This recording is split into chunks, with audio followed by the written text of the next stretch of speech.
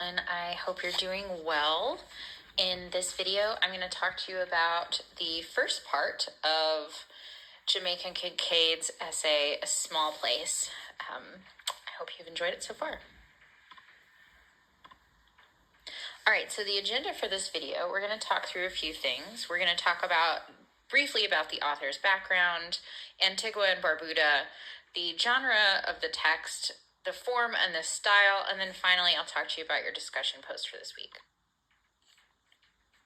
Okay, so Jamaica Kincaid was born in 1949 and raised in Antigua.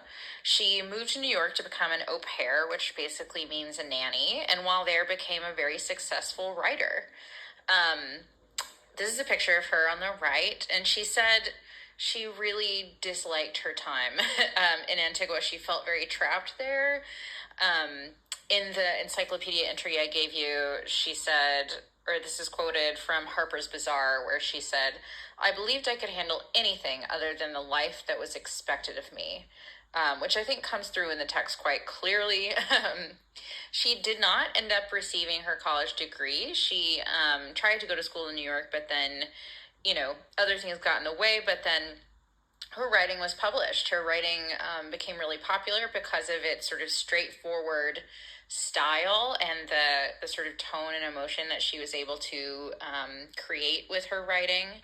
She wrote a lot of fiction, mostly fiction books. This is one of her nonfiction pieces that we're reading. And her books often reference and recreate scenes from famous English novels like Jane Eyre, if you've heard of that. And those were the novels that she was exposed to as a child because, as we're going to talk about, she grew up in Antigua when the British were still in charge. They were still ruling over the government there. So there was a sort of long anti-colonial struggle, but the British were still in charge for the majority of her childhood, and only sort of officially left in 1981. So Kincaid wrote A Small Place in 1988, which ultimately, at the time, garnered both positive and negative reviews, but has become a sort of staple in conversations around anti-colonialism and the impacts of histories of slavery and things like that. So Antigua and Barbuda. So the English colonized these islands starting around 1632 and brought enslaved Africans to those islands to work on sugar and cotton plantations. There were also natives that were enslaved there as well. So there's a mix of different ethnicities and peoples in a lot of these islands. And you can kind of see in the background here, Antigua and Barbuda were colonized by the British. Montserrat is the UK. Guadeloupe was sort of French dominated, so was Martinique. Up at the top, we've got the U.S. Virgin Islands, which are U.S. territories, right? A lot of these islands are either still territories or were former territories by imperial powers.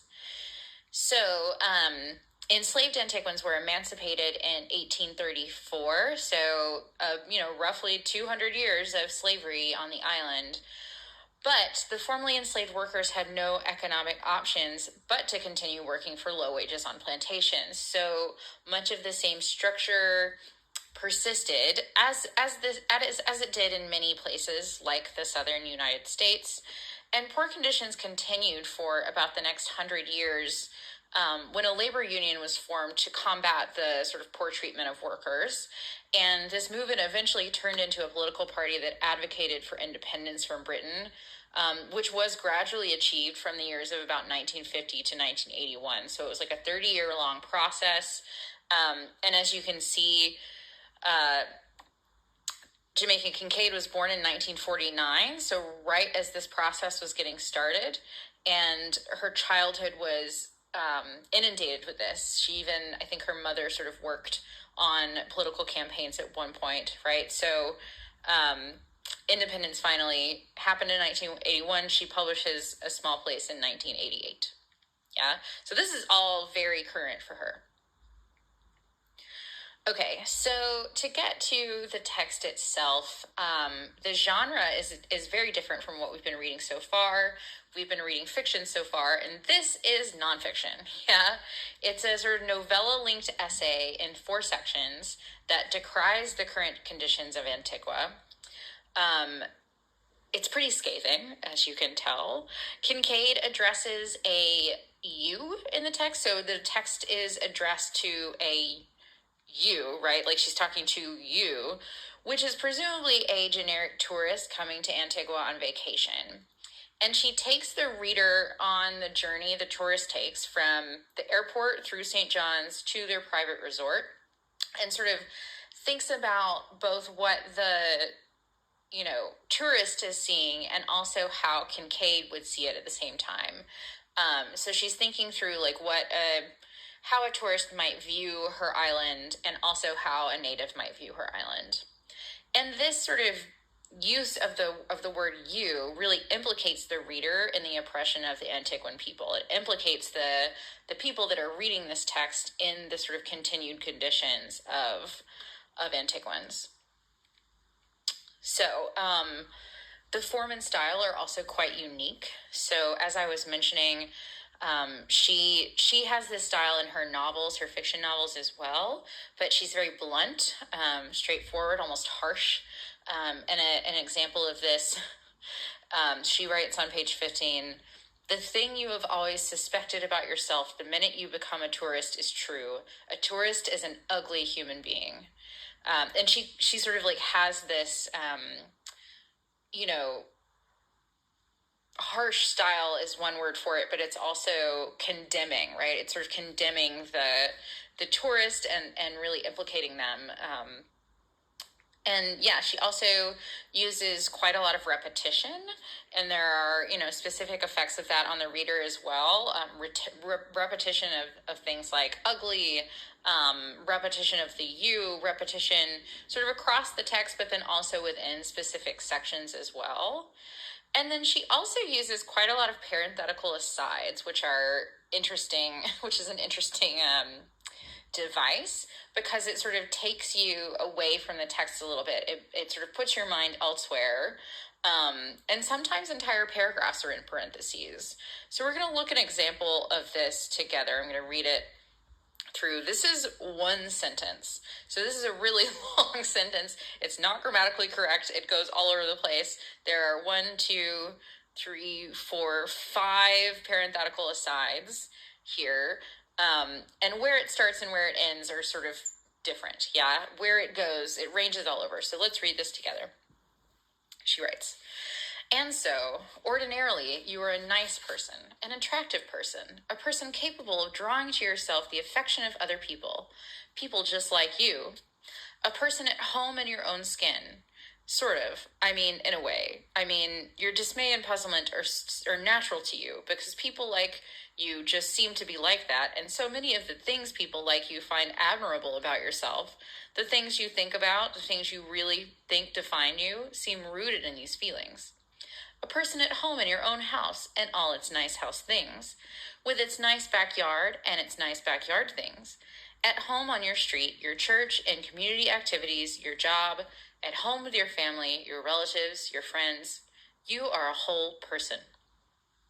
So, in this section, she is talking about how tourists are not bad people on the day-to-day basis. She's talking about how they don't see themselves as bad people; they see themselves as good people. And the parentheticals here give us a little bit of a glimpse into the facade of that. Yeah. So it says, ordinarily, you're a nice person. You're attractive. You attract people to you. And it's like, well, people like you. So maybe not people who are different from you. And then it's like, I mean, I guess you're at home in your own skin. These things are natural to you. Like, these are just sort of things about people who are like you. Yes. So you can see the use of the repetition of like people like you, people who look like you, people like you. And the implication here is that it is not people like Antiguans.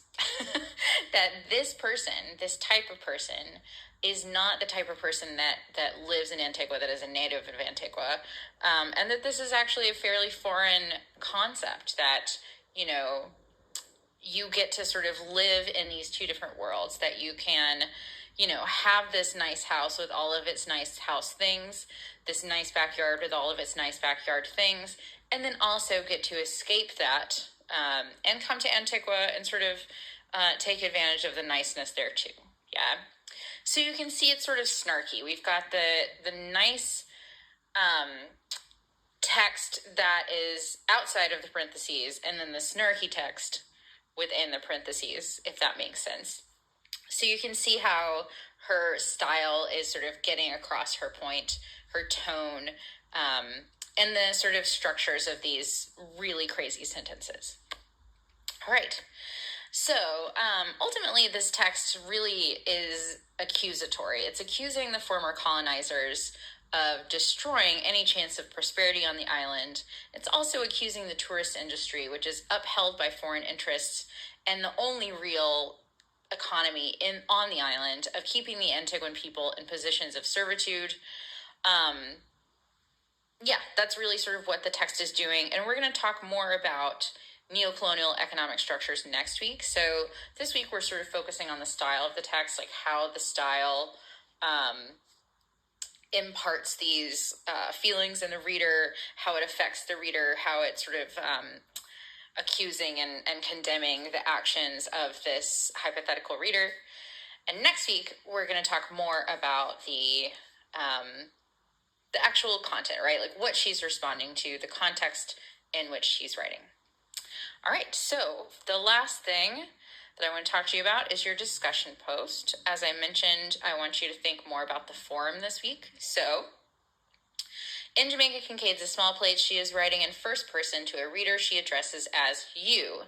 This rhetorical strategy implicates the reader in the writer's suffering. For this discussion post, reflect on the experience of reading the text in this style. How did it make you feel? Do you think the strategy is effective or ineffective, and why? Include evidence for your thoughts from the text.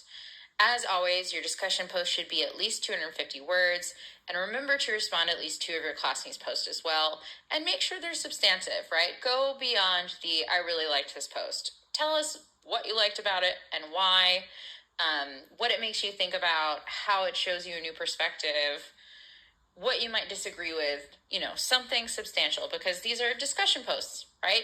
We're supposed to be having discussion. All right, excellent. Thanks for listening. I hope you have an excellent day, and I will talk to you all again soon.